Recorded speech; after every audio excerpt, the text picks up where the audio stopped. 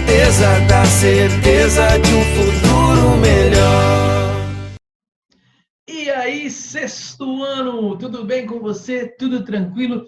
Professor Cristiano, mais uma vez aqui na área, para darmos continuidade às nossas análises do capítulo 4 de nossa apostila, Antiguidade na África e na Ásia. Já estudamos aí, então, boa parte do continente africano, analisamos a Índia e a construção ali da civilização indiana e falamos também sobre a civilização chinesa. Na última aula, aquela semana especial que foi semana passada, nós começamos a falar sobre a China e o processo de ocupação daquele território. Como não deu tempo nas nossas aulas ao vivo de concluir este conteúdo com todas as turmas, eu fiz questão de gravar, deixar assim bem editado, bem caprichadinho, para que você possa conferir. Então, na aula de hoje, nós vamos repassar pelo conteúdo de China, chegando até o final e corrigindo as questões da página 68 e 69. Mas eu quero começar essa aula corrigindo com vocês aquele roteiro de atividades que eu passei na semana anterior, quando nós estudamos ali a Índia, e eu mostrei para vocês o vídeo das grandes civilizações, a civilização indiana. Destaquei um roteirozinho ali, coloquei para vocês, eu quero corrigir na aula de hoje então. A questão número 1 perguntava o seguinte: quais os principais rios da Índia? Bem fácil isso aí, não é? É claro, existem diversos rios, mas dentro do ponto de vista da ocupação do território, os dois rios que nós destacamos é o rio Indo, lembra, eu ainda brinquei, não é o rio que está vindo, é o rio que está indo. O rio Indo e o rio Ganges, sendo que as primeiras sociedades indianas se estabeleceram ali naquela região do rio Indo. Posteriormente, com a chegada dos arianos, além do rio Indo, o rio Ganges também foi bem ocupado. Inclusive, o rio Ganges se tornou um dos rios mais importantes para a religião hindu. Questão de número 2. Qual o nome do deus da criação para o hinduísmo? Deus da criação? Brahma. B-R-A-H-M-A. Eu sei, talvez você tenha se lembrado aí que isso é uma marca de cerveja no Brasil. Este é o nome do deus da criação para os hindus. Próxima questão. Qual o nome do deus da destruição e transformação? Shiva. Lembra, gente, eu quero destacar esse elemento aqui para você, que nesse caso não tem a ver com maldade, não. A destruição não tem a ver com uma conotação negativa, não existe essa relação. A transformação e a destruição faz sempre parte de um novo começo. Lembre que os hindus, eles acreditavam na reencarnação. Então, a destruição, o fim da vida, não é necessariamente algo ruim, mas o início de um novo ciclo. Assim como a transformação também, que é constante durante a nossa vida, não tem essa conotação negativa. Então, Brahma, o Deus Criador, e Shiva, o Deus da destruição e da transformação. Seguindo, questão de número 4. Quem é Vishnu? Brahma, Shiva, Vishnu. Fechamos aqui a trindade principal dentre os deuses hindus. Vishnu é o deus da manutenção, o deus da continuidade, aquele que mantém a vida dentro do universo. Dessa maneira, conhecemos os três principais deuses aí do hinduísmo. E a última questão que eu pedi que você destacasse no vídeo é o seguinte: quem foi Siddhartha Gautama? Siddhartha Gautama foi um nobre que resolveu abrir mão de tudo, de toda a riqueza que possuía, de todos os cuidados com os quais sempre foi tratado pelo seu pai, para sair e conhecer a vida, descobrir o que existe no mundo real, descobrir as dificuldades também que os seus súditos ali enfrentavam no dia a dia.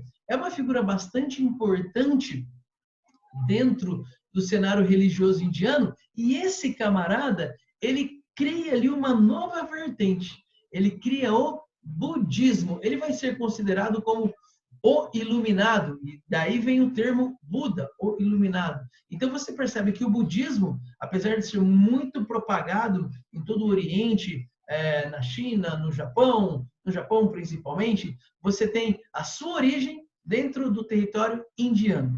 Agora, vamos voltar as nossas atenções, então, para a China. Bora lá! Olha só, na última aula eu comecei mostrando para vocês algumas invenções, algumas coisas que surgiram dentro desse território conhecido como Índia. Eu disse para vocês que coisas que fazem parte do nosso dia, como o papel higiênico, foram criadas ali, a sua ideia principal surge dentro do território chinês. Os chineses também foram responsáveis pela invenção do garfo, da bússola, e a bússola eu chamei a sua atenção porque ela é bem importante no processo das grandes navegações. As grandes navegações nós vamos estudar o ano que vem. E é o momento em que os navegadores portugueses se lançam rumo ao Oceano Atlântico e acabam descobrindo a América, por exemplo. E como você consegue navegar sem ter nenhum marco de referência, distante ali do continente, com instrumentos como a bússola, que te permitem ali, então, ter uma noção de orientação e saber a direção para a qual você está indo. Outra coisa importante, escova de dente, lembra? E eu falei ali sobre esse processo da criação. A escova de dente, as primeiras foram criadas com um pelo de porco e servia ali então para limpar os dentes. A pólvora, que provocou uma verdadeira revolução nas forças, no equilíbrio de forças, porque com a pólvora você consegue confeccionar armas de fogo que são extremamente mortais, extremamente destruidoras. Então, quem possuía a pólvora tinha um poder assim gigantesco. Macarrão, falamos do macarrão. Para algumas pessoas foi uma decepção, não é verdade? Porque pensaram assim, nossa, professor, sempre imaginei o macarrão como algo que vinha da Itália. Agora, o macarrão vindo de outras partes, não sabia disso? Meu amiguinho, meu amiguinho, o macarrão veio da China. Mas os navegadores ali da Península Itálica, desde que entraram em contato com essa maravilha, trouxeram para o continente ali, para a Península Ibérica, isso se espalhou e tornou-se um alimento muito consumido ali na região. Outra coisa, paraquedas, fogos de artifício, enfim, os chineses são responsáveis por uma diversidade de produtos e de coisas mesmo que fazem parte do nosso dia a dia. E eu quero mostrar para vocês aqui, então, a localização desse território da China. Olha só, nós temos aqui a América do Sul, onde nós podemos olhar para o Brasil, a África, que nós já estudamos, sempre lembrando, costa oeste da África está aqui, o Oceano Atlântico, a costa leste da África, e aqui nós temos a China. E aí, vamos analisar então, uma vez que conseguimos observar o território chinês, como se dá o processo de ocupação deste território. Eu disse para vocês que, mas professor, você vai já falar da ocupação do território sem falar para nós, sem trazer algumas informações sobre a China na atualidade? Não, vamos lá, né? Vamos falar um pouquinho sobre a China da atualidade. Está localizada no continente asiático, a capital é Pequim, uma população gigantesca, eu ia falar uma população de gigantes, uma população gigantesca de quase 1,5 bilhão de habitantes. Lembra que, a termos de comparação, eu disse que o Brasil tem cerca de 200 milhões de habitantes. Inclusive, o controle de natalidade é uma das grandes preocupações do governo chinês, de forma a tentar manter um certo controle ali para que a população não cresça demais, ou não cresça ainda mais, tornando a vida naquele espaço inviável. A China hoje é uma das principais economias do mundo, mas durante muito tempo ela se manteve isolada. Mas e aí? Agora sim, mostrando a bandeira, mostrando um pouquinho da China. Pessoal, repare que eu não vou me deter muito neste ponto, não vou mostrar imagens e tal, fazer aquele percurso pela China. Eu sei que alguns gostam bastante disso, mas lá na frente, nos próximos anos, vocês vão poder estudar a China atual, mas de maneira mais aprofundada. Hoje aqui eu estou apenas fazendo uma passagem e o que interessa para nós neste momento é a ocupação do território. E é isso que eu quero mostrar aqui para vocês. O processo de ocupação do território chinês começa com esses dois rios aqui, o Rio Amarelo e o Rio Azul.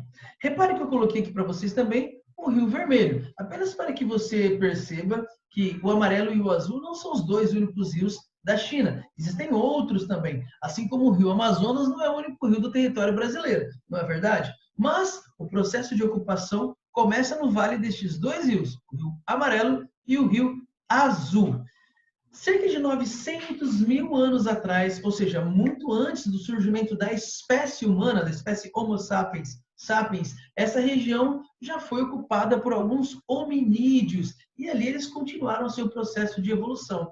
Cerca de 5 mil anos, então, antes de Cristo, eles conseguem ter o domínio do cultivo de arroz e tornam-se sedentários, ou seja, deixam de lado aquela vida de caçadores e coletores, aquela vida de nômades, onde você tem que se deslocar constantemente em busca de alimentos, e passam agora a cultivar o seu próprio alimento. Isso é importante porque você começa a ter o desenvolvimento, então, de uma sociedade um pouco mais complexa. E por volta de 1650 anos antes de Cristo, nós temos os primeiros centros urbanos que vão surgindo nestas regiões, na região do Vale do Rio Azul e na região do Vale do Rio Amarelo. Essas cidades elas começam a se juntar, então, umas com as outras, e surgem os primeiros reinos. O reino de Zhao, o reino de Wei, o reino de Shui, o reino de Yan.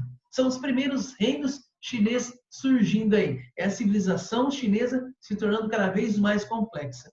E o processo de unificação destes reinos vai fazer surgir a China. E esse processo de unificação, ele começa com essa dinastia aqui, ó, a dinastia Qin, ou dinastia Qin, que unifica esses reinos, então, neste território que você está observando aqui, ó, essa parte mais escura. Repare os detalhes.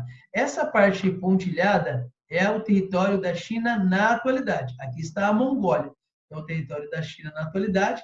E aqui você tem, então, o território da dinastia Qin. E é interessante porque a dinastia Qin, buscando então essa unificação, vai não apenas pela força, mas também com outros critérios que são importantes, como, por exemplo, padronizar as leis, então as mesmas leis para todo o espaço, padronizar pesos e medidas. Já parou para pensar como seria a sua vida se você fosse comprar algo e chegasse no mercado e você queria comprar em quilo e aquela pessoa que está vendendo vendesse numa outra unidade de medida? Seria muito estranho isso. Só que durante muito tempo, a humanidade foi unificando os seus sistemas de medida. Então, medida e peso. Nesse caso aqui, esse foi um passo importante para unificar o território. Além disso, a dinastia Qin vai dividir esse território em províncias também, de forma que todas elas possam ser governadas mais de perto. E um ponto fundamental, eu disse para vocês, ainda hoje, quem controla o sistema educacional controla os rumos de um país, os rumos de um reino. E é isso que a dinastia Qin vai fazer. Eles vão buscar o quê? Criar um sistema de funcionários ali que dominavam a escrita chinesa para desenvolver, então, esse processo de governo. Legal? A dinastia Qin também se destaca porque ela dá início à construção deste monumento importante que você está observando aqui ao fundo, que é a Grande Muralha da China. Eu quero mostrar aqui para vocês, olha só, essa partezinha azul aqui mostra para nós a extensão da Muralha da China neste primeiro momento. Algumas pessoas dizem que a Muralha da China atravessa todo o território chinês na atualidade. Não é verdade, tá? Não é verdade, não é todo o território, mas uma parte dele. E qual é o objetivo? Para que essa muralha foi construída? Principalmente para proteger o reino aqui, então, das invasões de povos estrangeiros. E deu certo. Ela foi muito importante nesse processo de defesa do território durante muito tempo, principalmente dos povos que vinham aqui dessa região da Mongólia. Gente, ainda na dinastia Qin, ou dinastia Qin, eu quero destacar para vocês essa grande descoberta arqueológica do século XX. Já nos anos 70, nós tivemos ali o exército de terracota. É interessante porque esse exército aí, ele foi confeccionado para acompanhar o imperador na vida após a morte, de acordo com a crença da religião chinesa na época. E a riqueza de detalhes aqui é algo incrível. Cada uma dessas estátuas, ela foi confeccionada com uma expressão facial única. Então não são vários bonecos, não, é como se fosse cada um uma pessoa diferente, com as vestimentas também próprias. Dá para você identificar ali as diferentes funções dentro do exército. Então, é uma descoberta incrível e também é um ponto turístico, algo que chama muito a atenção dentro do território chinês. Se você quiser ler um pouco mais, eu aconselho você a pegar aqui a sua apostila e você pode encontrar mais informações sobre esse exército de terracota ali na página 67 da sua apostila. Fica o convite aí para que você faça a leitura, ok? Galera, seguindo aqui, falei já sobre a muralha da China, né? Falei sobre a importância dela, e aqui você consegue ter uma noção, então, de até onde a muralha da China se estende dentro do território chinês. Outro mito que existe também é que a muralha da China pode ser observada da Lua. É um monumento construído pelo homem que pode ser observado da Lua. Isso também é lenda, tá, gente? Apesar de ser grandiosa, é impossível você enxergar lá da Lua e observar. Ela é larga, né, para os padrões de um muro, mas não dá para você olhar lá da Lua e observar a muralha. Isso é uma outra lenda também, beleza? Para fechar essa aula, para fechar pelo menos essa etapa de explicação, porque temos que corrigir as questões ainda. Eu quero destacar para vocês também a importância da Rota da Seda, que começou a ser estabelecida ali durante a dinastia Han. Ela é importante porque faz com que os produtos que eram produzidos aqui no Oriente acabem chegando até a cidade de Constantinopla. Aqui em Constantinopla, esses produtos serão comercializados e vão chegar até a Europa. Então, a seda, por exemplo, que era um tecido que vai ser desenvolvido ali a partir da lagartinha, não é? A seda surge dentro do território chinês e ela vai ser comercializada com a Europa também. Mesmo produtos que vinham aqui da região das Índias, você observa aqui, também se integravam a essa rota da seda e acabavam chegando aqui até aqui em Constantinopla. Então, a rota da seda é muito importante para que esses produtos do Oriente cheguem na Europa. Beleza? Vamos para as questões, então, da página 68 e 69. Olha só, por volta de 2000 anos antes de Cristo, em menos de 5 séculos de existência, a primeira e a mais grandiosa civilização indiana chegou ao fim. Quais são as possíveis motivações que levaram ao declínio da civilização arapeana?